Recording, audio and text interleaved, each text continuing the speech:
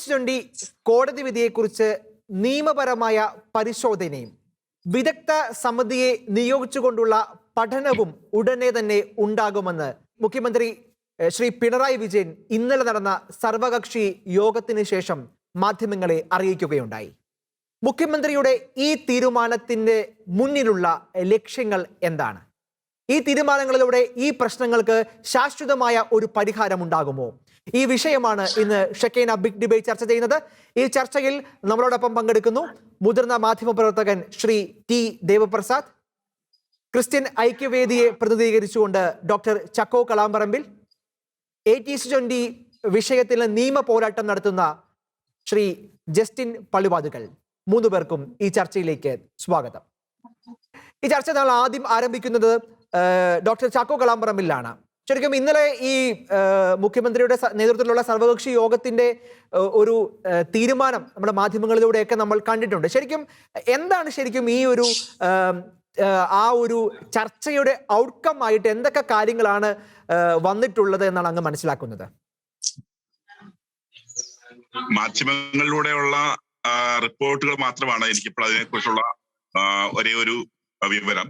അതനുസരിച്ച് സർക്കാർ ഒരു വിദഗ്ധ സമിതിയെ നിയമിച്ച് ആ നിയമനത്തിന്റെ അടിസ്ഥാനത്തിൽ, അവരുടെ പഠനത്തിന്റെ അടിസ്ഥാനത്തിൽ ഈ കോടതി വിധി നടപ്പാക്കുവാനായിട്ടുള്ള പരിശ്രമങ്ങൾ നടത്തും എന്ന് ഔദ്യോഗികമായിട്ട് അറിയിപ്പ് മുഖ്യമന്ത്രിയിൽ നിന്നുണ്ടായി എന്നുള്ളതാണ് നമ്മൾ കേൾക്കുന്നത്. ആ സമിതിയിൽ വെച്ച് അല്ലെങ്കിൽ ആ സർവകക്ഷി ചർച്ചയിൽ വെച്ച് അങ്ങനെ ഒരു തീരുമാനം ഉണ്ടായോ എന്നുള്ളതിനെ കുറിച്ച് എനിക്ക് വ്യക്തമല്ല. ഏതായാലും പിന്നീടുള്ള പ്രഖ്യാപനങ്ങളിലൂടെ അതാണ് നമുക്ക് മനസ്സിലാക്കാൻ സാധിച്ചിട്ടുള്ളത്. അവിടെ നമ്മൾ തിരിച്ചറിയേണ്ട ഒരു കാര്യം, കോടതിയുടെ വിധി ഏതെങ്കിലും ചരിത്ര പശ്ചാത്തലമോ മറ്റേതെങ്കിലും ഭൗതികമായിട്ടുള്ള വാദഗതികളെ ഒന്നും പരിഗണിച്ചല്ല, അല്ലെങ്കിൽ ജനങ്ങളുടെ സ്വരങ്ങൾ ശ്രദ്ധിച്ചിട്ടോ സമൂഹത്തിന്റെ പൾസ് നോക്കിയോ ഒന്നുമല്ല. മറിച്ച് കോടതി വിധി വന്നിരിക്കുന്നത് പ്രധാനമായിട്ടും ഭരണഘടന അനുശാസിക്കുന്ന നിയമങ്ങളുടെ വയലേഷൻ ഉണ്ടോ, 1992 മൈനോറിറ്റി ആക്ടിലെ തടസ്സങ്ങൾ ഉണ്ടായിട്ടുണ്ടോ, ആ മൈനോറിറ്റി ആക്ടിന് വയലേഷൻ ഉണ്ടോ, 2014 സ്റ്റേറ്റ് ഗവൺമെന്റ് മൈനോറിറ്റി ആക്ടിലെ നിയമങ്ങൾക്കെതിരാണോ എന്നുള്ളത് നോക്കിയാണ്. അതുകൊണ്ട് തന്നെ കോടതി ആ നിയമങ്ങളുടെ പശ്ചാത്തലത്തിൽ നിന്നുകൊണ്ട്, ഭരണഘടനയുടെ പശ്ചാത്തലത്തിൽ നിന്നുകൊണ്ടാണ് ഈ ഓർഡർ പുറപ്പെടുവിച്ചിരിക്കുന്നത്. വളരെ ക്ലിയർ കട്ടായിട്ടുള്ള ഒരു വിധിയാണ് കോടതിയുടെ വിധി എന്നുള്ളതാണ് നിയമത്തിൽ അവകാശപ്പെടുന്നത്. അതിനെ ഒരിക്കലും ഒരു വിധത്തിലും സാമാന്യ ബുദ്ധിക്ക് ചിന്തിച്ചാൽ എവിടെ പോയാലും ഖണ്ഡിക്കാൻ പറ്റാത്ത വിധത്തിലാണ്. അതായത് അതിന്റെ അർത്ഥം എന്താണ്? സർക്കാർ ഇതിനെതിരെ അപ്പീൽ പോകാനോ മുസ്ലിം ലീഗ് പോലുള്ള സംഘടനകളോ മറ്റു പാർട്ടികളോ ഒന്നും സുപ്രീം കോടതിയിലേക്ക് പോകുന്നില്ല എന്നൊരു സൂചനയാണ് നമുക്ക് ഇതിനകത്ത് മനസ്സിലാക്കേണ്ടത്. തീർച്ചയായിട്ടും അത്തരത്തിലുള്ള അപ്പീലിന് ഇവിടെ പ്രസക്തി ഇല്ല എന്നുള്ളതാണ് ഞാൻ മനസ്സിലാക്കുന്നത്. കാരണം ആ അപ്പീലിന് പോയാൽ പോലും ഈ ഹൈക്കോടതി ജഡ്ജ്മെന്റ് എന്ന് പറയുന്ന അത്രമാത്രം വളരെ ആധികാരികമായിട്ടുള്ള നിയമസാധുതയുള്ള ഒരു ജഡ്ജ്മെന്റ് ആയിട്ടാണ് വിദഗ്ധരിൽ നിന്ന് എനിക്ക് മനസ്സിലാക്കാൻ കഴിഞ്ഞിട്ടുള്ളത്, നിയമ വിദഗ്ധരിൽ നിന്ന്. അതുകൊണ്ട് തന്നെ ഇതിനൊരു അപ്പീലിന് വലിയ പ്രസക്തിയില്ല. അപ്പീലിൽ പോകുമ്പോൾ ഇവിടെ കോടതിയിൽ നിന്ന് സർക്കാരിന് കേട്ട ആക്ഷേപങ്ങളെക്കാൾ ഒരുപക്ഷെ രൂക്ഷമായ ആക്ഷേപം കേൾക്കാനുള്ള സാധ്യതയും അവിടെ നിലനിൽക്കുന്നുണ്ട്. അതുകൊണ്ട് തന്നെ ഇതൊരു കൺസെൻസസിലേക്ക് കൊണ്ടുവരിക എന്നുള്ളതായിരിക്കാം സർക്കാരിനെ സംബന്ധിച്ച് കരണീയമായി. അത് നല്ല രീതിയാണ്. പക്ഷെ അതിനു വേണ്ടി എടുക്കുന്ന ഈ ഒരു മെത്തേഡ് അത് കേവലം ഇതിനെ ദീർഘിപ്പിക്കാൻ, ഈ കോടതി വിധിയെ നടപ്പിലാക്കുന്നത് ദീർഘിപ്പിക്കാനുള്ള ഒരു സംരംഭമാകരുത്. മറിച്ച് കോടതി വിധി എത്രയും പെട്ടെന്ന് നീതിപൂർവ്വം നടപ്പിലാക്കാനുള്ള ഒരു സംവിധാനമായിരിക്കണം. അതല്ല എന്നുണ്ടെങ്കിൽ അത് വീണ്ടും കൂടുതൽ നിയമക്കുരുക്കുകളിലേക്ക് നയിക്കും എന്നുള്ളതാണ് എന്റെ കാഴ്ച. ശരി, ഞാൻ തിരിച്ചു വരാം. അഡ്വക്കേറ്റ് ജസ്റ്റിൻ പള്ളിവാതുക്കൽ, അങ്ങയുടെ ഒരു കേസിലൂടെയാണ് ഇന്ന് കേരളം മുഴുവൻ ചർച്ച ചെയ്യുന്ന ഈ ഒരു വിഷയം ഇത്രമാത്രം സജീവമായി മാറുകയും അതിനെ തുടർന്നുള്ള ചർച്ചകളുമൊക്കെ ഈ നാട്ടിൽ ഇത്ര സജീവമായി നടക്കുകയും ചെയ്യുന്നത്. അഡ്വക്കേറ്റ് ജസ്റ്റിൻ, എങ്ങനെയാണ് ഈ ഒരു തീരുമാനത്തെ അങ്ങ് നോക്കിക്കാണുന്നത്? ഒരു സമിതി ഇത് പഠിക്കാൻ വേണ്ടി നിയോഗിക്കുന്നു എന്നൊക്കെയുള്ള സർക്കാരിന്റെ ഈ പുതിയ അപ്ഡേറ്റിനെ എങ്ങനെയാണ് അങ്ങ് നോക്കിക്കാണുന്നത്? നിതിനെ, അതായത് 2008 കാലഘട്ടത്തില് 2008-2009 കാലഘട്ടം മുതൽ തന്നെ അനേകം നിവേദനങ്ങൾ ഗവൺമെന്റുകളുടെ മുമ്പിൽ സമർപ്പിച്ചിട്ടുണ്ട്. മാറി മാറി വന്ന സർക്കാരുകളുടെ മുമ്പിൽ, മുഖ്യമന്ത്രിയുടെ മുമ്പിൽ, ന്യൂനപക്ഷ വകുപ്പ് മന്ത്രിമാരുടെ മുമ്പിൽ, ന്യൂനപക്ഷ ഡയറക്ടറേറ്റിന് മുമ്പിൽ, കമ്മീഷന് മുമ്പിൽ എല്ലാം നിവേദനങ്ങൾക്ക് ഒരു പഞ്ഞുവിൽ എടുത്തു നോക്കട്ടെ. ക്രൈസ്തവ സഭകള്, KCBC, മറ്റു സഭകളുടെ സിനഡുകള് എല്ലാം ഓരോ കാലഘട്ടത്തിലും മറ്റു വിഭാഗങ്ങള്, പരിവർത്തന സമൂഹങ്ങള്, ലാറ്റിൻ ചർച്ച് ഒക്കെ നിവേദനങ്ങൾ കൊടുത്തിട്ടുണ്ട്. ആ നിവേദനങ്ങൾ ഒന്നും പഠിച്ച് ഇന്ന് വരെ ഈ കഴിഞ്ഞ 10, 12, 13 വർഷക്കാലം പഠിച്ച് ഒന്നും ചെയ്യാത്ത ഈ സർക്കാർ എന്ത് ചെയ്യുമെന്നാ പറയുന്നത്? അവരാദ്യം അവരുടെ ആർജവത്വം കാണിക്കേണ്ടത് ഈ വിധി നടപ്പിലാക്കാനാ. ഇന്നും ആ അനീതി ഇവിടെ നിലനിൽക്കുകയല്ലേ? അനീതിയാണെന്ന് അംഗീകരിക്കാൻ സർക്കാർ മടിക്കുന്നു എന്നുള്ളതിന്റെ ഇതിന്റെ തെളിവ് ഗവൺമെന്റ് അതിനോട് പുറംതിരിഞ്ഞു നിൽക്കുമ്പോൾ അല്ലെങ്കിൽ സമവായത്തിലേക്ക് പോകുമ്പോൾ ആരെയോ ഭയപ്പെടുന്നു എന്നൊരു ചിന്ത ഈ പൊതുജനത്തിന്റെ അടുത്തേക്ക് വരികയാണ്. തീർച്ചയായും അങ്ങനെ ഒരു സന്ദേശം, ഇത് തെറ്റായ സന്ദേശമാണ്, തെറ്റായ കീഴ്വഴക്കമാണ്. ഭരണഘടനയെ മറികടക്കാൻ, ഭരണഘടനാ സംവിധാനങ്ങളെ മറികടക്കാൻ, കോടതി വിധിയെ മറികടക്കാൻ ഏത് സമിതിയുടെ നിയോഗം ഒരു തീരുമാനം കൊണ്ട് പറ്റും? ഒരു സമിതിയുടെ തീരുമാനം കൊണ്ട് പറ്റില്ല. യെസ് യെസ് സമിതിക്ക് എന്ത് ചെയ്യാൻ വേണ്ടി പറ്റും? കോടതി വിധി നിലനിൽക്കുന്നിടത്തോളം കാലം സമിതിക്ക് എന്ത് ചെയ്യാൻ വേണ്ടി പറ്റും? ഇതിനെ മറികടന്നുകൊണ്ട് ഒന്നും ചെയ്യാൻ വേണ്ടി പറ്റത്തില്ല. കാരണം കോടതി equally and proportion to the population of minorities എന്ന് പറഞ്ഞ സ്ഥിതിക്ക് അത് തന്നെ ചെയ്യാൻ വേണ്ടി പറ്റത്തുള്ളൂ. അതിന് മറ്റൊരു വഴിയില്ല. കോടതി ഇത് മനഃപൂർവ്വം വലിച്ചു നീട്ടിക്കൊണ്ടുപോയി. സർക്കാർ ഇത് മനഃപൂർവ്വം വലിച്ചു നീട്ടിക്കൊണ്ടുപോയി. ഇതിന്ന് തടി ഊരാനുള്ള ഒരു ശ്രമത്തിലേക്കാണ് ഇത് കൊണ്ടുപോകുന്നത്. ഇത് ക്രൈസ്തവ ജനതയെ വഞ്ചിക്കാൻ വേണ്ടിയിട്ടുള്ള ഒരു നടപടിയാണ് എന്ന് തന്നെയാണ് എന്റെ വിശ്വാസം. വളരെ വളരെ വളരെ വ്യക്തമാണ് Shri Justin. Yes right. Shri T Devaprasad, ഇവിടെ സർക്കാർ ഒരു പ്രായോഗികതയാണോ ഇവിടെ പരീക്ഷിക്കുന്നത്? കാരണം ശബരിമല വിധി പോലുള്ള വിധികളൊക്കെ നമ്മുടെ മുമ്പിലുണ്ട്. അവിടെ കോടതി വിധിക്കൊപ്പം നിന്ന് സർക്കാരിന് ഒരു ഭയമുണ്ടോ ഇത്തരം ചില വിഷയങ്ങൾ വരുമ്പോൾ, സെൻസിറ്റീവ് എന്ന് പറയുന്ന ചില വിഷയങ്ങൾ വരുമ്പോൾ? എന്താണ് ഇതൊരു പ്രായോഗികതയാണോ സർക്കാർ ഇവിടെ പരീക്ഷിക്കുന്നത്? ഈ ജസ്റ്റിൻ സൂചിപ്പിച്ചതുപോലെ ഏതാണ്ട് ഒരു പതിറ്റാണ്ടോളമായി കേരളത്തിലെ ക്രൈസ്തവർ നടത്തിക്കൊണ്ടിരുന്ന ഒരു മുറവിളിക്ക് ഹൈക്കോടതിയുടെ ഈ ചരിത്രം കുറിക്കുന്ന വിധിയിലൂടെ ഒരു വലിയ മാറ്റമുണ്ടായിരിക്കുകയാണ്. ഇത്തരം ഒരു വിധി ഉണ്ടായതുകൊണ്ടാണ് ഗവൺമെന്റിന് പ്രവർത്തിക്കേണ്ടി വന്നിരിക്കുന്നത്. പിന്നീട് കാളാമ്പറമ്പിൽ സാർ സൂചിപ്പിച്ചതുപോലെ വേണമെങ്കിൽ സർക്കാരിന് സുപ്രീം കോടതിയിൽ അപ്പീൽ പോകാം, അങ്ങനെ കുറെ കൂടി സാവകാശം എടുക്കാമായിരുന്നു, അല്ലെങ്കിൽ ഇത് വൈകിപ്പിക്കാമായിരുന്നു. പക്ഷെ സുപ്രീം കോടതിയിൽ എത്തിയാലും ഭരണഘടനയുടെയും മൈനോറിറ്റി ആക്ടിന്റെയും നഗ്നമായ ലംഘനം നടക്കുന്ന ഈ സാമൂഹ്യ സാഹചര്യത്തെ സർക്കാരിന് അഡ്രസ് ചെയ്തേ സാധിക്കുള്ളൂ, അത് പരിഹരിച്ചേ സാധിക്കുള്ളൂ. അത്തരത്തിൽ മറിച്ചൊരു വിധി ഉണ്ടാകാനുള്ള ഒരു സാധ്യതയുമില്ല എന്നുള്ള ഒരു യാഥാർത്ഥ്യമുണ്ട്. രണ്ടാമത്, ഇപ്പൊ ഗവൺമെന്റിന്റെ ഭാഗത്തുനിന്ന് പ്രായോഗികമായ ഒരു സമീപനം സ്വീകരിച്ചിരിക്കുന്ന നദീം പറയുന്നത് ശരിയാണ്. കാരണം ഈ വിധി നടപ്പാക്കണം എന്നുള്ളതിൽ ഗവൺമെന്റിന് രണ്ട് പക്ഷമില്ല. പക്ഷെ ഈ വിധി നടപ്പാക്കുക നമുക്ക് വിവാദപരമായ സുപ്രീം കോടതി വിധി, ശബരിമലയിലെ സ്ത്രീകളുടെ പ്രവേശനത്തെ സംബന്ധിച്ചുള്ള വിധി പോലെ തന്നെ വിവാദപരമാണ്. നമുക്കറിയാം, നിയമസഭയില് വളരെ വലിയ മതേതരവാദിയായിരുന്ന എം കെ മുനീർ നടത്തിയ പ്രസംഗം പറഞ്ഞത് ഇവിടെ ഒരു സ്ഫുലിംഗം കത്തിച്ചാൽ തീകോളം ഉണ്ടാകുമെന്നൊക്കെയാണ് പറഞ്ഞത്. മുനീർ മാത്രമല്ല, ജലീലും ഈ സംശയം തന്നെയാണ് നിയമസഭയിൽ പറഞ്ഞത്. അതായത് എന്താണ് ഇത് നടപ്പാക്കിയാൽ ഉണ്ടാകാൻ പോകുന്നത് എന്നുള്ളത് സംബന്ധിച്ച് അവർ ചില മുന്നറിയിപ്പുകൾ കൊടുത്തിട്ടുണ്ട്. സ്വാഭാവികമായും ഭീതിപ്പെടുത്തുന്ന ഒരു മുന്നറിയിപ്പാണ്.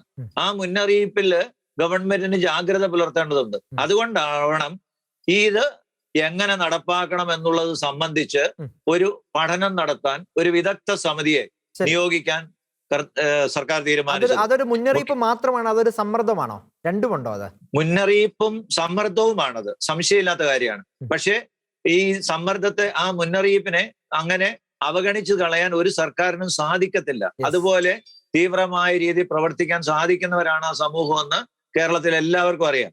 അപ്പൊ അതുകൊണ്ട് അതിനെതിരെ ഒരു കരുതലോടെയുള്ള ഒരു നീക്കം നടത്താൻ മുഖ്യമന്ത്രി ഇന്നലെ പറഞ്ഞതായി പത്രങ്ങളിൽ നമ്മൾ വായിച്ചതുപോലെ ഒരു സമവായം ഉണ്ടാക്കി, സമുദായ നേതാക്കളിൽ കൂടി ഒരു സമവായം ഉണ്ടാക്കി ഒരു തീരുമാനത്തിലേക്ക് എത്തിച്ചേരാൻ. പക്ഷെ എങ്കിൽ പോലും അവിടെയും ഹൈക്കോടതിയുടെ വിധി നടപ്പാക്കാതിരിക്കാൻ സർക്കാരിന് സാധിക്കുകയില്ല.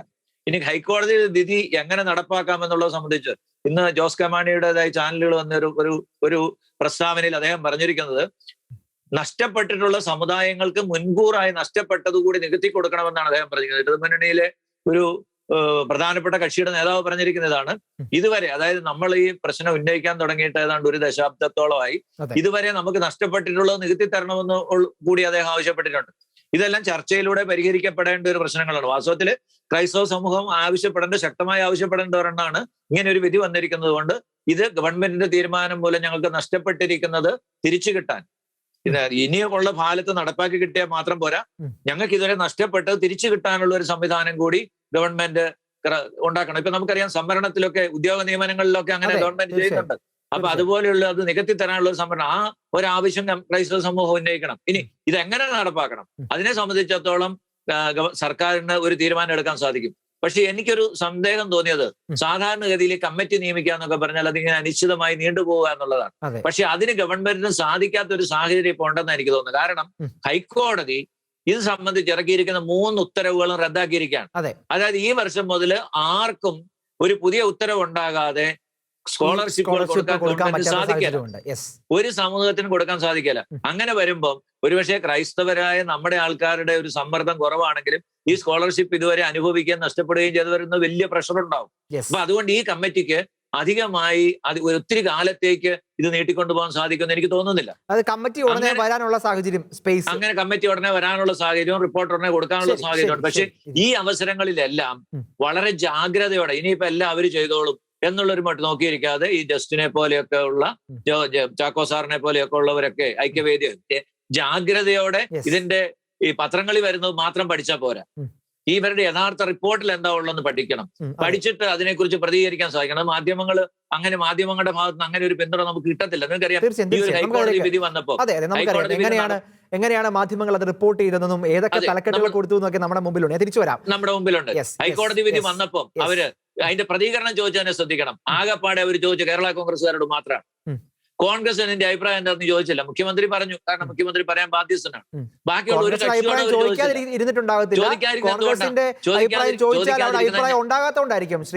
ഉണ്ടാകാത്തത് കൊണ്ട് മാത്രമല്ല അവര് ചിലരെ ഭയക്കുന്നുണ്ടെന്നുള്ളതാണ് എന്റെ വിശ്വാസം.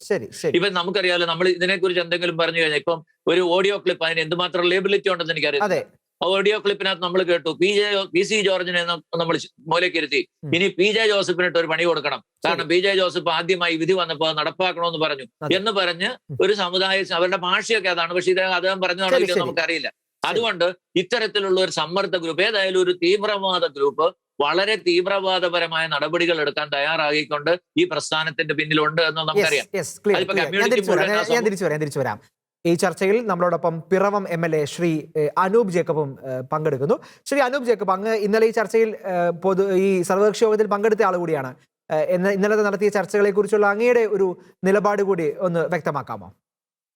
ജനസംഖ്യ അനുപാതമായിട്ട് ആനുകൂല്യങ്ങൾ ലഭ്യമാക്കുക എന്നുള്ളതാണ് ഞങ്ങൾ ആവശ്യപ്പെടുന്ന പ്രധാനപ്പെട്ട ഒന്ന്.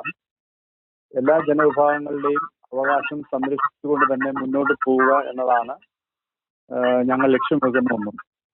കഴിഞ്ഞ ദിവസം നടന്ന സർവകക്ഷി യോഗത്തിൽ ഈ വിഷയം ഞങ്ങൾ ഉന്നയിക്കുകയുണ്ടായി. അവിടെ എന്താണെങ്കിലും ഇതിനെ സംബന്ധിച്ച് എല്ലാ വശങ്ങളും ഈ കോടതി വിധിയുടെ എല്ലാ വശങ്ങളും പരിശോധിച്ച് തുടർ നടപടികൾ സ്വീകരിക്കുക എന്ന ഒരു പൊതുവികാരമാണ് അക്കാര്യത്തിൽ ഉണ്ടായത്. അതിന്റെ അടിസ്ഥാനത്തിൽ ഒരു വിദഗ്ധ സമിതിയെ പഠനത്തിനായി നിയോഗിക്കാനാണ് ഗവൺമെന്റ് വെക്കുന്നതെന്നാണ് എനിക്ക് പിന്നീട് അറിയാൻ സാധിച്ചത്. എന്താണെങ്കിലും ഈ ഒരു വിഷയത്തിൽ ഒരു സുദൃഢമായ ഒരു തീരുമാനം ഇക്കാര്യത്തിൽ ഉണ്ടാവുമെന്ന് തന്നെയാണ് ഞങ്ങൾ.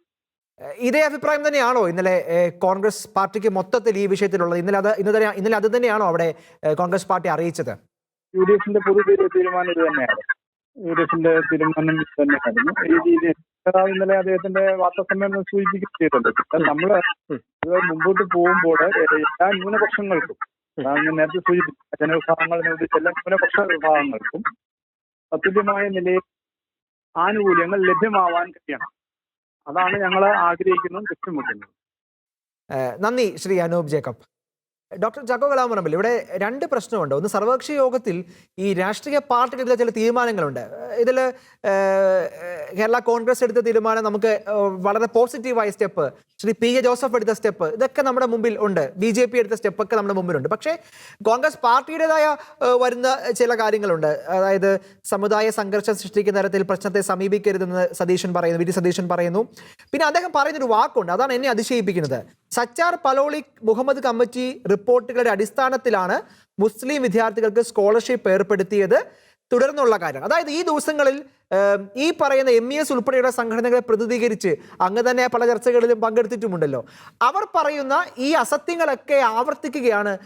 വളരെയധികം അറിവുണ്ടെന്ന് നമ്മൾ മനസ്സിലാക്കുന്ന നേതൃത്വമൊക്കെ. അപ്പോൾ ഇങ്ങനെയൊക്കെയുള്ള ആളുകൾ നിലപാടുകൾ പറയുന്ന ഒരു സർവകക്ഷി യോഗത്തിൽ നിന്ന് നമുക്ക് എന്ത് തരത്തിലുള്ള നീതിയാണ് ഈ വിധിയിൽ ഇതിനേക്ക് നമുക്ക് ലഭിക്കാൻ പോവുക?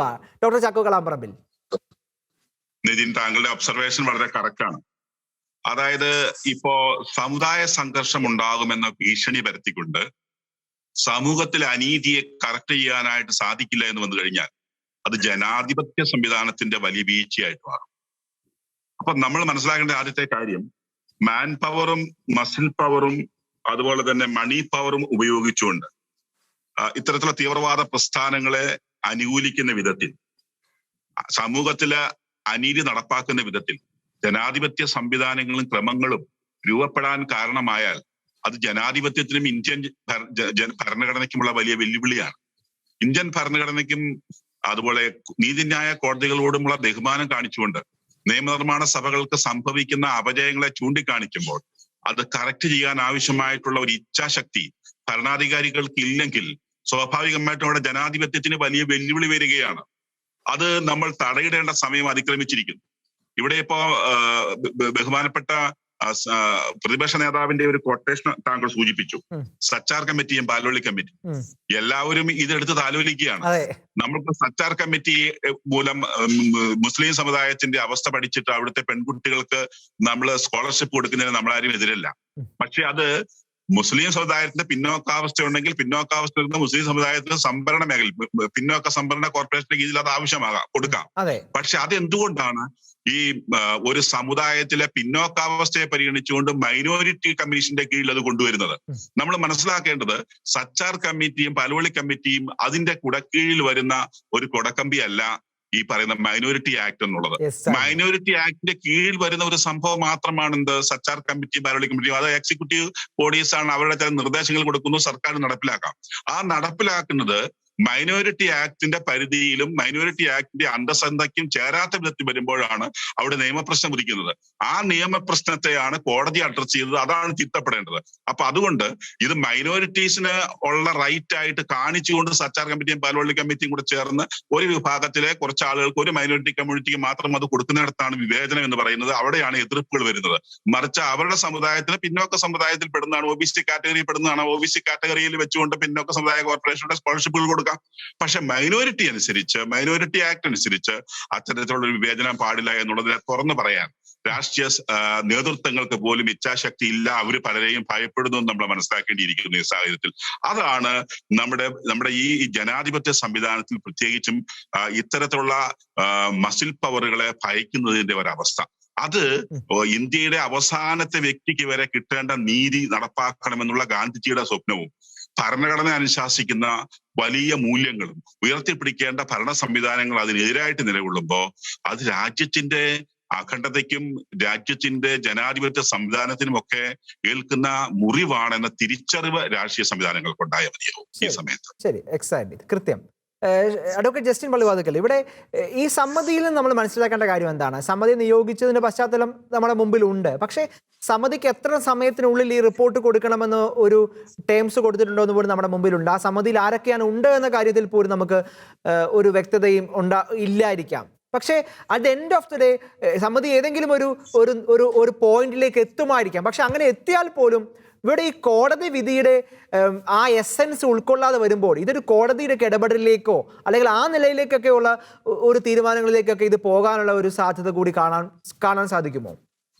ഇതിലൊരു നീതിയുടെ പ്രശ്നമുണ്ട്. കാരണം ഏത് സമിതിയെ നിയമിച്ചാലും ഭരണഘടനയെയും നിലവിലുള്ള നിയമങ്ങളെയും മറികടക്കാൻ പറ്റില്ല.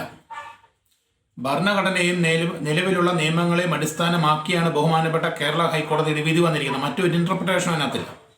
അതിനാൽ തന്നെ ഈ സമിതിയെ നിയമിച്ചതിലൂടെ സർക്കാർ ലക്ഷ്യമാക്കുന്നത് ഇത് വലിച്ചു നീട്ടിക്കൊണ്ട് പോവുക, ആരെയൊക്കെയോ പ്രീതിപ്പെടുത്തുക, ആരെയൊക്കെ തൃപ്തിപ്പെടുത്തുക എന്ന നയം മാത്രമാണ്. ശബരിമലയിൽ സ്വീകരിച്ച നിലപാട് ഈ വിഷയത്തിൽ സർക്കാരിന് സ്വീകരിക്കാൻ എളുപ്പമല്ലേ? അതിലും എളുപ്പമല്ലേ?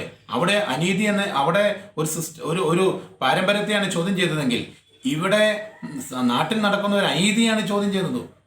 5 ന്യൂനപക്ഷ സമുദായങ്ങളെ ഒരു മൂലയിലേക്ക് തള്ളിയിട്ട അനീതിയാണ് ചോദ്യം ചെയ്തത്. ഇന്നും നിലനിൽക്കുന്ന അനീതി കോടിക്കണക്കിന് രൂപ അനീതിയിലൂടെ മാറ്റി നിർത്തപ്പെട്ടതിനെയാണ് ചോദ്യം ചെയ്തത്. ഭരണഘടന അനുശാസിക്കുന്ന തുല്യതയെ നശിപ്പിച്ചതിനെയാണ് നമ്മൾ ചോദ്യം ചെയ്തത്. അത് നടപ്പിലാക്കാനുള്ള ഇച്ഛാശക്തിയാണ് സർക്കാർ കാണിക്കേണ്ടത്. ഇവിടെ നിൽക്കുമ്പോൾ അല്ലെങ്കിൽ ഈ സമിതിയെ നിയോഗിക്കുമ്പോൾ നമുക്ക് മറ്റൊന്നും അതിൽ നിന്ന് കിട്ടത്തില്ല. ഇത് വളരെ മോശം സന്ദേശമാണ് സമൂഹത്തിന് കൊടുക്കുന്നത്. കോടതി വിധിയോട് പുറംതിരിഞ്ഞ് നിൽക്കുമ്പോൾ സാധാരണ ജനം കോടതി വിധി എങ്ങനെ സ്വീകരിക്കണം? അവരും ഇതുപോലെ ഒരു സമിതി വെക്കട്ടെ എന്ന് പറഞ്ഞാൽ നടക്കൂ? ശ്രീ ടി ദേവപ്രസാദ്, ഇവിടെ ജസ്റ്റിൻ പള്ളിവാതുക്കൾ പറഞ്ഞതുപോലെ അവിടെ ഒരു നീതിയുടെ പ്രശ്നമുണ്ട്. അപ്പം നീതി എന്ന് പറയുമ്പോൾ ചില സമൂഹങ്ങൾ ഉന്നയിക്കുന്ന കോടതി വിധികൾക്ക്, അതിനനുകൂലമായി വരുന്ന കോടതി വിധികൾക്ക് മാത്രം ഇവിടെ നീതിയുടെ പ്രശ്നം ഉണ്ടാകുന്നതിനകത്ത് ഒരു നീതികേടില്ലേ ശ്രീ ടി ദേവപ്രസാദ്?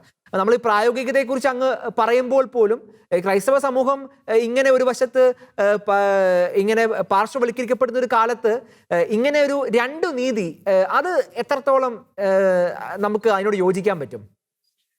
ഈ സർക്കാർ ഒരു വിദഗ്ധ സമിതിയെ നിയോഗിക്കുന്നത് ഈ വിധി നടപ്പാക്കാതിരിക്കാനല്ല. അത് ഒരു ഹൈക്കോടതിയുടെ വിധി ഒരു സമിതിക്കും വേണ്ടെന്ന് വെക്കാൻ പറ്റില്ല, അല്ലെങ്കിൽ അത് നടപ്പാക്കാതിരിക്കാൻ സുപ്രീം കോടതിക്ക് മാത്രമേ പറ്റുള്ളൂ. അല്ലാതെ ഒരു സമിതിക്കും അത് പറ്റില്ല. പിന്നെ ഇത് എങ്ങനെ നടപ്പാക്കണം എന്നുള്ളത് സംബന്ധിച്ച് സർക്കാരിനെ ഉപദേശിക്കാൻ ഇതൊരു വളരെ സങ്കീർണമായ പ്രശ്നമാണെന്ന് സർക്കാരിന് മനസ്സിലായിരിക്കുന്നു. നമുക്കറിയാം, ഇപ്പം ജസ്റ്റിൻ പറഞ്ഞതുപോലെ 2009 മുതൽ, അതായത് ഏതാണ്ട് എത്ര വർഷമായി, 10-12 വർഷമായിട്ട് നമ്മൾ ഉന്നയിച്ചുകൊണ്ടിരിക്കുന്ന ഒരു പ്രശ്നം. അതിനിടയ്ക്ക് സർക്കാരുകൾ മാറി മാറി വന്നു. ഒരു സർക്കാരിനും തീരുമാനം എടുക്കാൻ പറ്റാത്ത ഒരു സംഭവം, ഒരു തീരുമാനം എടുക്കേണ്ട ഒരു സ്ഥിതിയിലേക്ക് ഗവൺമെന്റ് വന്നിരിക്കുന്നു. കാരണം ഇത് ഹൈക്കോടതിയുടെ വിധിയാണ്. ഹൈക്കോടതിയുടെ വിധിക്കെതിരെ പോകണമെങ്കിൽ ഒന്നിൽ അപ്പീൽ പോകണം, അല്ലെങ്കിൽ അത് നടപ്പാക്കണം. രണ്ടാമത് ഞാൻ പറഞ്ഞു, ഇത് അങ്ങനെ നീട്ടിക്കൊണ്ട് പോകാൻ സർക്കാരിന് സാധിക്കുമെന്ന് എനിക്ക് തോന്നുന്നില്ല. കാരണം ഈ 3 ഉത്തരവും ക്യാൻസൽ ആയിരിക്കാണ്. ഇനിയിപ്പോ അവർക്ക് ഒരു ഉത്തരവ് അനുസരിച്ചും അവർക്ക് നടപടി എടുക്കാൻ പറ്റില്ല. അപ്പൊ ഈ സ്കോളർഷിപ്പുകൾ വിതരണം ചെയ്യണം. ചാക്കോ സാറ് പറഞ്ഞ ഒരു വലിയ പ്രശ്നം ഇതിനകത്തുണ്ട്, നമ്മൾ അധികം പേര് ചൂണ്ടിക്കാണിക്കാത്ത ഒരു സംഭവം. മുസ്ലിം സമുദായത്തിന്റെ പിന്നോക്കാവസ്ഥ പരിഗണിച്ച് അവർക്ക് സ്കോളർഷിപ്പ് കൊടുക്കണേ, പിന്നോക്ക സമുദായ കമ്മീഷന് കൊടുക്കണം, അത് കൊടുത്തോണം. ന്യൂനപക്ഷങ്ങൾക്ക് കിട്ടുന്നത് എല്ലാവർക്കും ജനസംഖ്യാനുപാതികമായിട്ട് തരണം. അതിനകത്ത് വേറെ മുന്നോക്കോ പിന്നോക്കോ ഒന്നും പറഞ്ഞിട്ടില്ല. അതാണ് ടി ദേവപ്രസാദിന്റെ ചോദ്യം. ഇവിടെ ഇങ്ങനെയുള്ള സമിതികളെയൊക്കെ നിയോഗിക്കുമ്പോഴും ആ ഒരു പറഞ്ഞ കാര്യങ്ങൾ വീണ്ടും ഊട്ടി ഉറപ്പിക്കപ്പെടുകയാണ്. അതായത് ന്യൂനപക്ഷ പിന്നോക്കാവസ്ഥയും സാമുദായികമായ പ്രശ്നങ്ങൾ രണ്ടായിട്ട് കാണേണ്ടതിന് മിക്സ് ചെയ്യുന്നിടത്ത് ഒരു അപകടമില്ലേ? അതിലേക്ക് തന്നെയല്ലേ ഇതെത്തുക?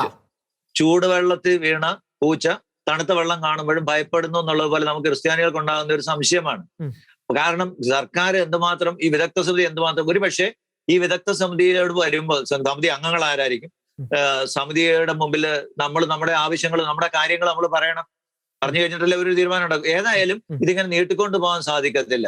രണ്ടാമത് ഗവൺമെന്റ്, നമ്മൾ ഒരു കാര്യത്തെ nobody is guilty unless proved negative എന്നൊക്കെ നമ്മൾ ജുഡീഷ്യൽ പാർലൻസ് ചില കാര്യങ്ങൾ പറയല് എന്ന് പറഞ്ഞാൽ ഗവൺമെന്റ് ഇന്റൻഷനെ നമ്മളിപ്പോ സംശയിക്കേണ്ട.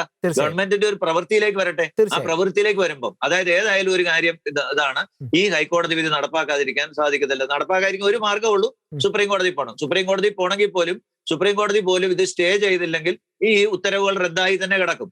അപ്പൊ സുപ്രീം കോടതി അഡ്മിറ്റ് ചെയ്തുകൊണ്ട് മാത്രം ഈ ഓർഡർ അനുസരിച്ച് കൊടുക്കാൻ പറ്റില്ല. അപ്പൊ ഈ സ്കോളർഷിപ്പുകൾ ആർക്കും കൊടുക്കാൻ പറ്റില്ല. അപ്പൊ അതിന് ഉള്ള സമ്മർദ്ദം വളരെ ശക്തമായിട്ടുള്ളിടത്തോളം കാലം ഇതിങ്ങനെ അനിശ്ചിത കാലത്തേക്ക് നീണ്ടുപോകാൻ സാധിക്കത്തില്ല. പക്ഷേ ഇതിനകത്ത് വേണ്ടത് വളരെ ജാഗ്രതയോടെ, ഇപ്പൊ സമീപകാലത്തായിട്ട് നമ്മളിങ്ങനെ ഇത്രയും കാലം എത്ര നിവേദനമൊക്കെ കൊടുത്ത് പഠിച്ചതിനേക്കാൾ അപ്പുറത്ത് ജസ്റ്റിനെ പോലെയും ചാക്കോ സാറിനെ പോലെയൊക്കെ ഉള്ള ആൾക്കാർ ഇതിനെ വളരെ ഗൗരവതരമായി പഠിച്ച് ഇതെന്താണ് ന്യൂനപക്ഷ കമ്മീഷൻ, ഇപ്പൊ സച്ചാർ കമ്മീഷൻ മുസ്ലിങ്ങളുടെ പിന്നോക്കാവസ്ഥയെ കുറിച്ച് പഠിച്ചത് ആണ്. സാറ് വ്യക്തമാക്കിയതുപോലെ മുസ്ലിം സമുദായത്തിലെ പിന്നോക്ക നിൽക്കുന്നവർക്ക് സഹായം കൊടുക്കുന്നതിന് നമുക്കെന്താ പ്രശ്നം, നമുക്കെന്താ ബുദ്ധിമുട്ട്?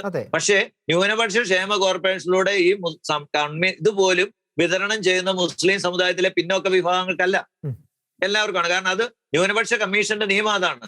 ന്യൂനപക്ഷ കമ്മീഷന്റെ ആനുകൂല്യങ്ങൾ ന്യൂനപക്ഷങ്ങൾക്കെല്ലാമാണ്. അതിനകത്ത് മുന്നോക്കോ പിന്നോക്കോ നോക്കുന്നില്ല. ഇത് എല്ലാവർക്കും അറിയാം. പിന്നെ ഇത് എന്തെങ്കിലും കുറച്ചുകൂടി സംശയം ഉണ്ടാക്കാൻ പറ്റുമോ, സംശയം ഉണ്ടാക്കി അതിന്റെ ഒരു ആനുകൂല്യം എടുക്കാൻ പറ്റുമോ എന്ന് ഈ മുസ്ലിം സമുദായത്തിലെ തീവ്രവാദികൾ ശ്രമിക്കുന്നുണ്ട്. അതിന് നമ്മൾ ജാഗ്രത പുലർത്താന്നല്ലാതെ നമുക്ക് അതിനകത്ത് സർക്കാരിനെ നമ്മൾ ഇപ്പം സർക്കാർ മുഴുവൻ എന്താ നമ്മളിങ്ങനെ അങ്ങനെ ഒരു നിലപാടെടുക്കുന്നത്? നമ്മളെ സംബന്ധിച്ചിടത്തോളം ഇത് ഈ ഒരു കമ്മീഷൻ എങ്ങനെ വരും, ആ കമ്മീഷൻ എന്ത് പഠിക്കും? പക്ഷെ നമ്മൾ ഈ സമയത്ത് നിവേദനങ്ങളൊന്നും കൊടുക്കാതെ, ഇപ്പൊ നമുക്കറിയാം സച്ചാർ കമ്മീഷന് പകരം പാലോളി കമ്മിറ്റി കൊടുത്ത കാലത്ത് ഏതാണ്ട് ഒരു 72 മുസ്ലിം സംഘടനകൾ കൊടുത്തിട്ടുണ്ട്. നമ്മൾ അതിന്റെ റിപ്പോർട്ടിനകത്ത് കൊടുത്തിട്ടുണ്ട്. അവരുടെ എത്ര ക്രൈസ്തവ സംഘടനകൾ അതിന് മുമ്പ് പരാതി കൊടുത്തു? ആരും കൊടുത്തില്ല. കൊടുത്തില്ലെന്നല്ല, 2-3 സംഘടനകൾ കൊടുത്തു. അപ്പൊ നമ്മൾ ഇങ്ങനെയുള്ള കാര്യങ്ങളിൽ കാണിച്ച ഒരു നിസ്സംഗത Yes. അല്ലെങ്കിൽ ഒരു അവധാനത, ഇത് നമ്മൾ ഇപ്പൊ ഒരു വലിയ വില കൊടുത്തോണ്ടിരിക്കുക. മാത്രമല്ല ഉത്തരവാദിത്തപ്പെട്ട അധികാര കേന്ദ്രങ്ങളിൽ നിന്നൊക്കെ ഈ വിഷയങ്ങളിൽ ഒരു പോസിറ്റീവായി ഇടപെടലുകൾ അക്കാലത്ത് ഉണ്ടായിരുന്നെങ്കിൽ എന്നൊരു ചോദ്യവും അവിടെ അവശേഷിക്കുന്നത് ചോദ്യമായി തന്നെ അവിടെ നിൽക്കട്ടെ. ഉണ്ട്. പക്ഷെ നമുക്ക് ആരായിരുന്നു ഉത്തരവാദിത്തപ്പെട്ട എന്നൊക്കെയുള്ളതാണ് പ്രശ്നം. ഞാൻ പറഞ്ഞ ഇപ്പൊ ചാക്കോ സാറ് പിന്നെ കത്തോലിക്ക കോൺഗ്രസിന്റെ കൂടെ ഒക്കെ ഉള്ള നേതാവായതുകൊണ്ട് ഞാൻ പറയാം, കത്തോലിക്ക കോൺഗ്രസ് എന്തുമാത്രം ശ്രദ്ധിച്ചിട്ടുണ്ടാവും സാറിനറിയാം. ഇത്തരം കാര്യങ്ങളൊക്കെ അതൊരു ഇങ്ങനെ കൂടി അങ്ങോട്ട് ഒരു മീറ്റിംഗ് കൂടി അങ്ങ് പോകുന്നതിനപ്പുറം ഇപ്പൊ ഒരു ആധികാരികമായ പഠനം വന്നിട്ടുണ്ട്. ഇപ്പൊ ജസ്റ്റിനെ പോലെയുള്ളവർ പഠിക്കുന്നുണ്ട്, സാറിനെ പോലെയുള്ളവർ ഇപ്പം സഭയുടെ വക്താവെന്നുള്ള രീതിയിലാണെങ്കിലും ചാനലുകളിൽ ചർച്ചയ്ക്ക് വരുമ്പോൾ പഠിക്കുന്നുണ്ട്. അത് പക്ഷെ നമ്മൾ ഓർക്കണം, മറ്റവർ എന്തുമാത്രം പഠിച്ചാണ് വരുന്നത്. അവർ പഠിച്ചു വരുമ്പോ അവര് എങ്ങനെ അവർക്ക് ഇത് ഈ സച്ചാർ കമ്മിറ്റിയുടെയും പാലോളി കമ്മിറ്റിയുടെയും ആ ഒരു ചെറിയ ഒരു മൂടുപടത്തിലേക്ക് മുസ്ലിം ന്യൂനപക്ഷ സഹായത്തെ മുഴുവൻ ഉൾക്കൊള്ളാൻ സാധിച്ചു. ന്യൂനപക്ഷ സഹായങ്ങൾ മുഴുവൻ ഈ ഒരു വിഭാഗത്തിന് കൊടുക്കാൻ വേണ്ടി ഈ 2 റിപ്പോർട്ടുകൾ അവർ മറയാക്കി. ഒരു സമുദായത്തിലെ പിന്നോക്കാവസ്ഥ പിൻവലിക്കാനാണെങ്കിൽ ഇവിടെ പിന്നോക്ക സമുദായ കോർപ്പറേഷൻ ഉണ്ടല്ലോ, അതുവഴി കൊടുക്കട്ടെ. ഈ ന്യൂനപക്ഷ അവകാശങ്ങൾ ജനസംഖ്യ അനുപാതികമായി കിട്ടണം. അതാണ് ഹൈക്കോടതി പറഞ്ഞിരിക്കുന്നത്. അതിനെതിരെ ഒരു ഗവൺമെന്റിന് ഒന്നും ചെയ്യാൻ പറ്റില്ല. സുപ്രീം കോടതി ഇനിയെല്ലാം പോയി ചെയ്താലും അത് അത്ര എളുപ്പമല്ല സാറ് പറഞ്ഞതുപോലെ. അപ്പൊ അതുകൊണ്ട് ഇതെങ്ങനെ യുക്തിപൂർവ്വം നടപ്പാക്കാം എന്നുള്ളത് മനസ്സിലാക്കുക എന്നുള്ളതാണ്. അതിന് മാർഗങ്ങൾ നിർദ്ദേശിക്കാൻ ഗവൺമെന്റിനെ ഉപദേശിക്കാനായിട്ട് ഒരു സമിതിയെ വെച്ചിരിക്കുന്നു. ആ സമിതി തെളിവെടുപ്പ് സ്വാഭാവികം എല്ലാവരിൽ നിന്ന് എടുക്കുമെന്ന് ഞാൻ പ്രതീക്ഷിക്കുന്നത്. അവരെടുക്കുമ്പോൾ നമ്മുടെ ആവശ്യങ്ങൾ നമ്മൾ പറയണം, കാര്യങ്ങൾ പറയണം, ഇതിന്റെ നിയമങ്ങൾ വിശദമാക്കി കൊടുക്കണം. അവർ അതനുസരിച്ചുള്ള ഒരു നീതിപൂർവമായ ഒരു വിധി ഉണ്ടാവും നമുക്ക് ഇപ്പം പ്രതീക്ഷിക്കാം. ഉണ്ടായില്ലെങ്കിൽ അപ്പൊ നമുക്ക് അതിനെക്കുറിച്ച് പറയാം. പക്ഷെ ഇക്കാര്യത്തിൽ എന്റെ ഒരു ചിന്ത, ഈ കേരള കോൺഗ്രസ്സുകാർ 2 പാർട്ടികൾ ഉന്നയിച്ചു കഴിഞ്ഞാൽ BJP ഇപ്പൊ നമ്മുടെ കൂടെ നിൽക്കുന്നതിനും വേറെ രാഷ്ട്രീയ കാരണങ്ങളുണ്ട്. പക്ഷേ ഇത്തരത്തിലുള്ള ഒരു പിന്തുണ ഈ പൊതു സമൂഹത്തിൽ നിന്ന്, അതായത് മുഖ്യധാരാ പാർട്ടികൾ എന്ന് പറയുന്ന കോൺഗ്രസിൽ നിന്നോ അല്ലെങ്കിൽ കമ്മ്യൂണിസ്റ്റ് പാർട്ടികളിൽ നിന്നോ ഒന്നും കിട്ടാൻ ഇപ്പൊ സാധ്യതയില്ല. പണ്ട് EMSന്റെ ഒക്കെ കാലത്ത് വളരെ കർക്കശമായി, കാരണം കമ്മ്യൂണിസ്റ്റ് ഒരു വർഗ സമരത്തിന്റെ പാർട്ടി ആയതുകൊണ്ട് ജനങ്ങളെ വർഗങ്ങളായി മാത്രമേ തിരിക്കാവൂ എന്ന് അദ്ദേഹം വിശ്വസിച്ചിരുന്നു, ജാതികളായി തിരിക്കരുതെന്ന്. അദ്ദേഹമാണല്ലോ ആദ്യമായി സാമ്പത്തിക സംവരണം വേണമെന്നൊക്കെ ആവശ്യപ്പെട്ടത് ഇന്ത്യയിൽ. അപ്പൊ അത്തരത്തിലുള്ള വിപ്ലവങ്ങൾ വന്നതിനൊക്കെ വല്ലതും അവശേഷിക്കുന്നുണ്ടോ നമ്മുടെ പിണറായി വിജയനിലും കാനൻ രാജ്യത്തിലും ഒക്കെ നമുക്ക് അറിയേണ്ടിയിരിക്കുന്നു. പക്ഷെ ഇപ്പോഴത്തെ ഈ കഴിഞ്ഞ ഗവൺമെന്റിന്റെ കാലത്ത് ഈ നാടാർ സമുദായത്തിലെ പിന്നോക്കക്കാർക്ക്, അത് മലങ്കര സഭയിലെ പിന്നോക്കക്കാർക്ക് സംവരണം ഏർപ്പെടുത്തിക്കൊണ്ട് മുഖ്യമന്ത്രി ഉത്തരവായതിലൂടെ ഇപ്പോഴത്തെ മുഖ്യമന്ത്രി പിണറായി വിജയൻ ധീരമായ ചില തീരുമാനങ്ങൾ എടുക്കുമെന്ന് പണ്ടവരൊക്കെ സംവരണത്തിൽ ഉണ്ടായിരുന്നല്ലേ? അല്ല, പക്ഷെ പറഞ്ഞിട്ട് കാര്യമല്ലോ, എത്രയോ വർഷമായി അവർക്ക് കൊടുക്കുന്നില്ലായിരുന്നു. കേരളത്തിന് വെളി തമിഴ്നാട്ടിലുണ്ട്, ഓൾ ഇന്ത്യ മുഴുവനുണ്ട്. ഇത് അതിനു മുമ്പിലത്തെ ഉമ്മൻചാണ്ടി സർക്കാരിനോട് എത്ര തവണ തിരുവനന്തപുരത്തെ മേജർ ആർച്ച് ബിഷപ്പ് ക്ലീമീസ് തിരുമേനി പോയി പറഞ്ഞതാണ്, നടത്തിത്തരാന്ന് പറഞ്ഞാൽ നടന്നില്ലല്ലോ. അപ്പൊ നമ്മൾ ഒരു കാര്യം ചെയ്യുമ്പോൾ അല്ല, പ്രതീക്ഷ ഉണ്ടെന്ന് മാത്രമല്ല, നമ്മൾ ജസ്റ്റിനെ പോലെയുള്ളവരെ അഭിനന്ദിക്കുന്നത് പോലെ ഇത്തരം കാര്യങ്ങളിൽ ഇപ്പം പിണറായി വിജയൻ ചെയ്ത കാര്യം നമ്മൾ അഭിനന്ദിക്കണം. ഇനി എന്ത് ചെയ്യുമെന്നുള്ളത് തീർച്ചയായും വളരെ വളരെ വ്യക്തമാണ്. കേരള കോൺഗ്രസ് ജനറൽ സെക്രട്ടറി ശ്രീ സ്റ്റീഫൻ ജോർജും ടെലഫോണിൽ നമ്മളോടൊപ്പം ചേരുന്നു. ശ്രീ സ്റ്റീഫൻ ജോർജ്, അങ്ങ് ഈ ഒരു ഇന്നലത്തെ സമിതിയിൽ ഈ സർവകക്ഷി യോഗത്തിൽ അങ്ങ് പങ്കെടുത്ത ആൾ കൂടിയാണല്ലോ. ഇന്നലെ എടുത്ത തീരുമാനങ്ങളെയൊക്കെ പൊതുവെ അങ്ങ് എങ്ങനെയാണ് നോക്കിക്കാണുന്നത്? അതായത് ഇപ്പോൾ ഉണ്ടായിട്ടുള്ള ഹൈക്കോടതി വിധി അത് നടപ്പാക്കുന്നതാണ് സാമൂഹ്യ നീതിക്ക് ഏറ്റവും ഉചിതമായ കാര്യം. അതിന് ഉദാഹരണം പറഞ്ഞാൽ ഈ ന്യൂനപക്ഷ വകുപ്പ് വഴി നടപ്പാക്കുന്ന വികസന പ്രവർത്തനങ്ങൾ, അത് സ്കോളർഷിപ്പ് ഉൾപ്പെടെയുള്ള വികസന പ്രവർത്തനങ്ങളിൽ വ്യക്തമായ ഡയറക്ഷൻ ഭരണഘടനയിലുമുണ്ട്, നമ്മുടെ സ്റ്റേറ്റ് ആക്ടിലുമുണ്ട്. അതായത് 1992 സെൻട്രൽ ആക്ട്, മൈനോറിറ്റീസ് ആക്ടിൽ പറയുന്നത് ഇത്തരം ആനുകൂല്യങ്ങളെല്ലാം ഈക്വലായി ഡിവൈഡ് ചെയ്യണം. അതുപോലെ തന്നെ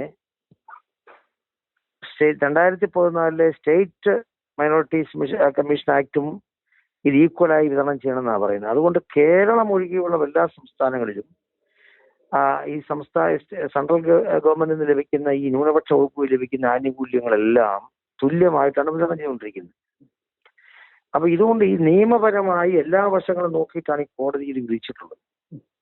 അപ്പൊ ഈ വിധി നടപ്പാക്കുക എന്നുള്ളതാണ് പ്രധാനപ്പെട്ട ഒരു കാര്യം. 2, ഈ വിധി നടപ്പാക്കുമ്പോൾ എന്തെങ്കിലും ബുദ്ധിമുട്ട് ഈ ന്യൂനപക്ഷ സമുദായത്തിലെ ഇതര സമുദായങ്ങൾക്ക് ഉണ്ടാകുന്നുണ്ടെങ്കിൽ അത് പരിഹരിക്കാൻ ഒരു പാക്കേജ് ഗവൺമെന്റ് ഉണ്ടാക്കണം. അതാണ് നമ്മുടെ നിർദ്ദേശം. അപ്പൊ അത് പാക്കേജ് ഉണ്ടാക്കുന്നത് നടപ്പാക്കുന്നത് സാമൂഹ്യക്ഷേമ വകുപ്പ് വഴിയേ പറ്റൂ. കാരണം ന്യൂനപക്ഷ വകുപ്പ് വഴി നടപ്പാക്കാൻ പറ്റിയല്ലോ, നിയമം അങ്ങനെയാ. കോടതിയുടെ വിധി, ഇപ്പൊ ലേറ്റസ്റ്റ് ആയിട്ട് വന്നിട്ടുള്ള കോടതി വിധി തുല്യമായും അനുപാതത്തോടു കൂടി നടപ്പാക്കണം എന്നാണ്. തുല്യമായും ജനസംഖ്യാനുപാതപരമായി നടപ്പാക്കണമെന്നാണ്. എന്ന് പറഞ്ഞാൽ അങ്ങനെ നടപ്പാക്കുമ്പോൾ ചെറിയൊരു കുറവേ വരുള്ളൂ. നേരത്തെ മറ്റ് ഇതര സമുദായങ്ങൾക്കുണ്ടായിരുന്ന ആനുകൂല്യങ്ങളിൽ ചെറിയൊരു കുറവ് വരും. ആ കുറവ് വരുന്നത് ഗവൺമെന്റ് വേറൊരു പാക്കേജ് നടപ്പാക്കിയാൽ നമ്മുടെ കമ്മ്യൂണൽ ഹാർമണി നിലനിർത്തുകയും ചെയ്യാം, എന്നാൽ ഈ സാമൂഹ്യ നീതി നടപ്പാക്കുകയും ചെയ്യും, നിയമപരമായി നിലനിൽക്കുകയും ചെയ്യും. ഇപ്പൊ ഈ കേസിന് ഇനി അപ്പീൽ പോയാൽ നിലനിൽക്കില്ല. കാരണം ഭരണഘടനയിലും എല്ലാം കൃത്യമായി പറയുന്നത് ഇത് ഈക്വലായി ഡിവൈഡ് ചെയ്യണം. ശ്രീ സ്റ്റീഫൻ ജോർജ്, അതായത് ഇതിൽ നിന്ന് മനസ്സിലാക്കേണ്ട കാര്യം സർക്കാർ അപ്പീലിന് പോകുന്നില്ല എന്ന് തന്നെയാണോ ഇതിൽ നിന്ന് മനസ്സിലാക്കേണ്ട കാര്യം? ഇങ്ങനെ ഒരു സമവായത്തിലൂടെ ഈ പ്രശ്നം സോൾവ് ചെയ്യാൻ വേണ്ടിയാണ് സർക്കാർ ശ്രമിക്കുന്നത്, അങ്ങനെയാണോ? അല്ല, അപ്പീൽ പോകാൻ അത് ആരും പറയുന്നില്ല. അപ്പീൽ പോയിട്ട് കാര്യമില്ലെന്നുള്ളതാണ്. മനസ്സിലായില്ലേ? ഈ സർവകക്ഷി യോഗത്തിൽ എല്ലാവരും ഇത്തരത്തിലുള്ള സമീപനം തന്നെയാണ് എടുത്തത്. സർവകക്ഷി യോഗത്തിൽ കണ്ടൊരു പ്രത്യേകത, കമ്മ്യൂണൽ ഹാർമണി നിലനിർത്തണം എന്നുള്ള അഭിപ്രായമാണ് പൊതുവെ എല്ലാ പാർട്ടികളും പറഞ്ഞിട്ടുള്ളത്. അപ്പൊ അത് അവസാനം അത് കൺക്ലൂഡ് ചെയ്തപ്പോൾ മുഖ്യമന്ത്രി അത് പറയുകയും ചെയ്തു. അതായത് ആനുകൂല്യങ്ങൾ, നമുക്ക് അർഹതപ്പെട്ട ആനുകൂല്യങ്ങൾ വേണം, മറ്റുള്ളവർക്ക് ആർക്കും കൊടുക്കേണ്ടത് അഭിപ്രായം ആരും പറഞ്ഞില്ല. മറ്റുള്ളവർക്കും കൊടുക്കണം, അതാണ് പൊതുവെ ഉണ്ടായ ഒരു അഭിപ്രായം. അതുകൊണ്ട് ആ നിലയിൽ ഒരു അമിക്കബിളായി തീർക്കാൻ കഴിയും. നമ്മളെപ്പോഴും അതിനൂടെ പ്രാധാന്യം കൊടുക്കണമല്ലോ. നമ്മുടെ സമൂഹം വളരെ സ്നേഹത്തിനും ഐക്യത്തിനും മതസൗഹാർദ്ദത്തിലും അല്ലേ പോകുന്നത്. അപ്പോൾ ആ നിലയിൽ പോവുകയും വേണം. 2 വർഷങ്ങളാണ് മുഖ്യമന്ത്രി സർവകക്ഷി യോഗത്തിൽ പറഞ്ഞപ്പോൾ തന്നെ പറഞ്ഞൊരു പ്രധാനപ്പെട്ട കാര്യം, 1 ഇതിന്റെ നിയമവശം, 2 പ്രായോഗികത. ഈ 2 കാര്യങ്ങൾ ഊന്നി വേണം അഭിപ്രായം പറയാൻ, നന്നായിരിക്കുമെന്നൊക്കെ പറഞ്ഞു. അപ്പൊ അതുകൊണ്ടാണ് ഈ നിയമവശം ഇതാണ്, ന്യൂനപക്ഷ വകുപ്പ് വഴി നൽകുന്ന ആനുകൂല്യങ്ങൾ അത് നിയമപരമായി ഈക്വലായി ഡിവൈഡ് ചെയ്യാൻ കഴിയും. അതതിന്റെ എല്ലാ നിയമത്തിലും പറയുന്ന കാര്യം അതാണ്. അപ്പൊ അതിന് എന്തെങ്കിലും ബുദ്ധിമുട്ട് ആർക്കെങ്കിലും ഉണ്ടാകുന്നുവെങ്കിൽ അത് സാമൂഹ്യക്ഷേമ വകുപ്പ് വഴി പരിഹരിച്ച് നടപ്പാക്കുക. അതാണ് ഒരു മതമൈത്രി നിലനിർത്താനുള്ള ഒരു പ്രായോഗികമായ നിർദ്ദേശമാണ് കേരള കോൺഗ്രസ് ഇന്നലത്തെ ഓൾ പാർട്ടി മീറ്റിംഗിൽ മുന്നോട്ട് വെച്ചിട്ടുണ്ട്. നന്ദി ശ്രീ സ്റ്റീഫൻ ജോർജ്. ഡോക്ടർ ചാക്കോ കളമരത്തിൽ, ഇവിടെ ശ്രീ സ്റ്റീഫൻ ജോർജ് ആവശ്യപ്പെട്ട ഒരു കാര്യം, അതായത് കോടതി വിധി നടപ്പാക്കുമ്പോൾ ഏതെങ്കിലും വിഭാഗത്തിന് ആനുകൂല്യങ്ങൾ കുറവ് വന്നാൽ അവർക്കായി സാമൂഹിക ക്ഷേമ വകുപ്പ് പുതിയ പാക്കേജ് പ്രഖ്യാപിക്കണമെന്ന നിർദ്ദേശമാണ് അദ്ദേഹം ഇന്നലെയും പറഞ്ഞത്. ഇപ്പോൾ നമ്മളോട് സംസാരിച്ച് അദ്ദേഹം അതേ ആശയം തന്നെയാണ്. ശരിക്കും അങ്ങനെയൊക്കെയുള്ള ഒരു സൊല്യൂഷനിലൂടെയാണോ ശരിക്കും ഈ പ്രശ്നം പരിഹരിക്കാൻ പറ്റുക? ഡോക്ടർ ചാക്കോ കളമറമ്പിൽ, ഞാൻ മനസ്സിലാക്കുന്നത് ഈ ന്യൂനപക്ഷ സമുദായത്തിന് അർഹമായ പ്രാതിനിധ്യം നഷ്ടപ്പെടുന്നു, അത് അർഹമായ വിധത്തിൽ ജനസംഖ്യാനുപാതികമായ വിധത്തിൽ അത് വിതരണം ചെയ്യണമെന്ന് കോടതി പറയുമ്പോൾ അതിനകത്ത് ആർക്കെങ്കിലും അനർഹമായിട്ടുള്ളത് ചെന്ന് ചേർന്നിട്ടുണ്ടെങ്കിൽ അതാണ് നഷ്ടപ്പെടുക, അർഹമായത് നഷ്ടപ്പെടില്ല.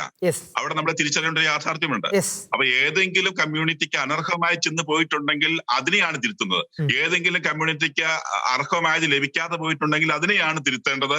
അത് മുൻകാല പ്രാബല്യത്തോടെ തിരുത്തുകയും വേണം തീർച്ചയായിട്ടും. അതായത് ഇത് കേവലം ഈ ഒരു ഉത്തരവിന്റെ കെയർ ഓഫിലല്ല, എക്സിക്യൂട്ടീവ് ഓർഡറുകൾ ഇറക്കിയ സമയത്ത് ഇപ്പം ഞാൻ ഒരു ഉദാഹരണം പറഞ്ഞാൽ, ഇപ്പൊ എനിക്ക് തോന്നുന്നത് ബഹുമാനപ്പെട്ട ദേവപ്രസാദ് സാർ സൂചിപ്പിച്ചതുപോലെ ഇവിടെ നാടാ സമുദായം അടക്കമുള്ള പിന്നോക്ക സമുദായത്തിന് 1950 സംവരണം ഉണ്ടായിരുന്നു. ആ സംവരണം ഉണ്ടായിരുന്നത് 1957 EMS മിനിസ്ട്രി തന്നെയാണ് ഒരു എക്സിക്യൂട്ടീവ് ഓർഡറിലൂടെ ഇല്ലാണ്ടാക്കിയത്. പക്ഷെ ഇത്ര നാളിന് ശേഷം ആ ഓർഡർ തിരിച്ച് അത് ക്യാൻസൽ ചെയ്തുകൊണ്ട് ഈ സംവരണം നടപ്പിലാക്കുവാൻ പിണറായി സർക്കാർ ആർജവം കാണിച്ചു. തീർച്ചയായിട്ടും അതിനെ നമ്മൾ അഭിനന്ദിക്കേണ്ടതാണ്. അപ്പൊ ഒരു സർക്കാർ ഒരു കാലത്ത് പറ്റിയ തെറ്റുമൂലം ആ സമൂഹം ഈ പതിറ്റാണ്ടുകൾ അനുഭവിച്ച ഒരു ദുരന്തമുണ്ട്. അതുപോലെ ക്രിസ്ത്യൻ സമൂഹത്തിന് ഈ 2008 മുതലോ അല്ലെങ്കിൽ 2006 മുതലോ ഈ പറയുന്ന അല്ലെങ്കിൽ 93 മൈനോറിറ്റി ആക്ട് വന്ന ശേഷം ഈ പറയുന്ന സമൂഹത്തിന് ലഭിക്കാതെ പോയ ഈ 2-3 പതിറ്റാണ്ടിന്റെ ചരിത്രമുണ്ട്. ആ ചരിത്രത്തെ തിരുത്തുവാനായിട്ട് ഇപ്പോഴെങ്കിലും ഈ പറയുന്ന സംവിധാനങ്ങള്, ഭരണക്രമങ്ങള് ഈ പിണറായി വിജയൻ മുഖ്യമന്ത്രി അടക്കമുള്ള ആളുകൾ ചെയ്യുമ്പോൾ തീർച്ചയായിട്ടും നമ്മൾ അതിന് അനുകൂലമായി നിൽക്കും. അതിന് ഏതെങ്കിലും വിധത്തിലുള്ള വിഭാഗീയ ശക്തികൾ അതിനെതിരെ നിലകൊള്ളുമ്പോൾ അതല്ല ഇതാണ് സത്യമെന്ന് സമൂഹത്തോട് വിളിച്ചു പറയാനുള്ള ആർജവം കാണിക്കണം. താങ്കൾ മുമ്പേ സൂചിപ്പിച്ചതുപോലെ നിയമസഭയിലെ 2 പ്രമുഖ MLA-മാര് ഇവിടെ ഈ ഒരു തീപ്പൊരി തീജ്വാലയാകുമെന്നൊക്കെ പറയുമ്പോൾ എന്താണ് അതിന്റെ അടിസ്ഥാനം? എന്തുകൊണ്ടാണ് അത് പറയുന്നത്? അപ്പൊ ഇവിടെ ഞാൻ മുമ്പേ സൂചിപ്പിച്ചതുപോലെ മസിൽ പവർ കൊണ്ട് കാര്യങ്ങളെ അതിജീവിക്കാം. എന്ന് ചിന്തിക്കുന്ന ഒരു ചിന്താധാര വളർന്നു വരുന്നു. അത് പറ്റില്ല. മറിച്ച് ഇവിടെ ഇന്ത്യൻ ഭരണഘടനയും ഇന്ത്യൻ ജുഡീഷ്യറിയും അനുശാസിക്കുന്ന നിയമാനുസരണം മാത്രമേ ഇവിടുത്തെ നിയമനിർമ്മാണ സഭകൾ പ്രവർത്തിക്കുകയുള്ളൂ, ജനങ്ങൾക്ക് നീതി നടപ്പാക്കി കൊടുത്തുള്ളൂ എന്ന് പറയാനുള്ള ആർജവം ഇടതുപക്ഷത്തും വലതുപക്ഷത്തുമുള്ള നേതാക്കന്മാർക്കുണ്ടായാൽ ഇത്തരം സംസാര രീതികൾ പോലും നിയമസഭയിൽ ഉയരില്ല എന്നുള്ളതാണ് എന്റെ കാഴ്ചപ്പാട്. അങ്ങനെ തന്നെ വേണം ഭരണത്തെ കൊണ്ടുപോകാൻ. അല്ലെങ്കിൽ ജനാധിപത്യത്തിനേക്കാൾ വലിയ പ്രഹരമായിട്ട് അത് മാറും. ഭാവിയിൽ സാമുദായിക ധ്രുവീകരണം പറഞ്ഞുണ്ടാക്കി കൊണ്ടുവരികയും ചെയ്യും.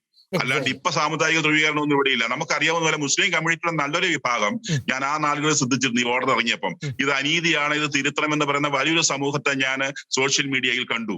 ഇത്തരത്തിലുള്ള ഒരു സംവരണം ഇവിടെ നിലനിന്നിരുന്നത് അനീതിയാണ്, മറ്റു സമുദായങ്ങൾക്ക് അർഹമായത് കൊടുക്കണമെന്ന് ഇടുന്ന ഒരുപാട് മുസ്ലിം കമ്മ്യൂണിറ്റിയുടെ സഹോദരങ്ങളെ ഞാൻ കണ്ടു. അപ്പൊ അവരുടെ ഇടയിലും ആ ഒരു ചിന്തയുണ്ട് എന്ന് നമ്മൾ തിരിച്ചറിയണം. അല്ലാതെ സമുദായിക ധ്രുവീകരണത്തിന്റെ പേര് പറഞ്ഞുകൊണ്ട് അത്തരത്തിലുള്ള പേടിപ്പിക്കലുകളല്ല നമ്മളെ പിന്തിരിക്കേണ്ടത്, മറിച്ച് നീതി നടപ്പാക്കാനുള്ള ആർജവമാണ് നമ്മൾ ഉയർന്നു വരേണ്ടത്. തീർച്ചയായും.